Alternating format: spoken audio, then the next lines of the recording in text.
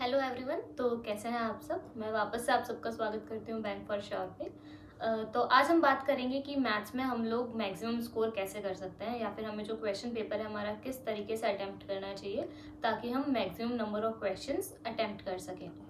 तो जब IBPS PO या SBI PO की बारी आती है तो हम लोग सोचते हैं कि 25 प्लस क्वेश्चंस कम से कम हम लोग अटेम्प्ट करें, और अगर आप लोग थोड़ा स्ट्रेटेजिक वे में चलते हो तो आप लोग 28 प्लस क्वेश्चंस भी अटेम्प्ट कर सकते हो। इन अ सिमिलर वे जब हम लोग क्लर्क की बात करते हैं तो उसमें भी हम लोग 30 प्लस क्वेश्चंस अटेम्प्ट करें तो हम लोग एक सेफर साइड पर होते हैं कि हाँ, आई विल गो एंड मेरा सिलेक्शन हो ही जाएगा। क्योंकि अगर हम लोग उससे कम जाते हैं तो काफ़ी बच्चे होते हैं जिनका उतने अटेम्प्ट्स होते हैं और उनके बीच में फिर कंपटीशन होता है, क्योंकि जो ज़्यादा अटेम्प्ट्स करके आते हैं और विद एक्यूरेसी करके आते हैं तो वो लोग ऑलरेडी उस चीज़ को क्वालिफाई वहीं पे कर चुके होते हैं। तो जो हमारा फॉर्मेट होता है क्वेश्चन पेपर का वो कुछ इस तरीके का होता है कि हम लोगों के पास 2 से 3 DI आती है, उसके बाद 10 नंबर के अर्थमेटिक क्वेश्चन आते हैं, और simplification, number series and quadratic ये हम लोगों को देखने को मिलती है। तो जब हम लोग क्वेश्चन पेपर स्टार्ट करते हैं तो first of all go with DIs, क्योंकि DI जो होती है उसमें हम लोग अगर एक DI सॉल्व करते हैं तो हमारे 5 क्वेश्चन वहीं पे सॉल्व हो जाते हैं। अगर ईजी DI है तो हम लोगों को उसमें और कम टाइम लगता है। पहले DI करें, उसके बाद अपने नंबर सीरीज, सिंप्लीफिकेशन और क्वाड्रेटिक पर जाएं। क्वाड्रेटिक में भी हमें ट्रिक्स बहुत इजीली पता होती हैं कि कब कैसे कौन सा साइन जाएगा और कौन सी जो आंसर है वो बहुत इजीली क्लिक हो जाता है। तो उस चीज़ का माइंडसेट, अपना माइंड सेट करिए उस चीज़ के लिए, क्योंकि हम लोग उस चीज़ में कई बार सॉल्व करने लग जाते हैं और वो चीज़ हमें दिक्कत देती है, क्योंकि कुछ क्वेश्चन डायरेक्ट देखने पर ही हो जाते हैं। बस ट्रिक्स याद करिए क्वाड्रेटिक की। फिर हम आते हैं सिंप्लीफिकेशन पे। कैलकुलेशन बहुत ज़्यादा अच्छी होनी चाहिए हमारी। परसेंटेज, कुछ चीज़ों के फ्रैक्शंस, मल्टीप्लिकेशन, टेबल्स हमें याद होनी चाहिए, क्योंकि वो चीज़ वहाँ पर काम आएगी। और उसके बाद आ जाते हैं हम नंबर सीरीज़ पर। अगर नंबर सीरीज़ में कॉन्फिडेंट नहीं है तो आई विल प्रेफर कि उससे अच्छा फिर आप एक या दो बार ट्राई करिए, हो रही है तो ठीक है, अदरवाइज स्किप इट, क्योंकि नंबर सीरीज़ कई बार हमारा टाइम ले जाती है। उसकी बजाय हमें अर्थमेटिक पर फोकस करना है फिर, जिसमें हम लोग कुछ पर्टिकुलर टॉपिक्स ले सकते हैं फॉर प्री। हमें तैयारी सबकी करनी है मेंस के लिए, क्योंकि मेंस का जो अपना क्वेश्चन पेपर आता है उसमें मेंसुरेशन से रिलेटेड भी DI आ जाती है, प्रॉफिट एंड लॉस से रिलेटेड भी DI आ जाती है, तो आई मीन प्रोबेबिलिटी से भी रिलेटेड आ जाती है।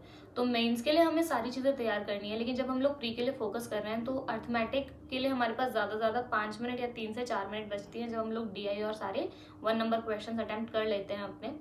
तो उसमें हमें परसेंटेज, जो कि काफ़ी इजी पड़ जाता है अगर किसी का बहुत अच्छा है तो, रेशियो, फिर हम लोग बोट एंड स्ट्रीम पर जा सकते हैं, टाइम एंड वर्क पर जा सकते हैं।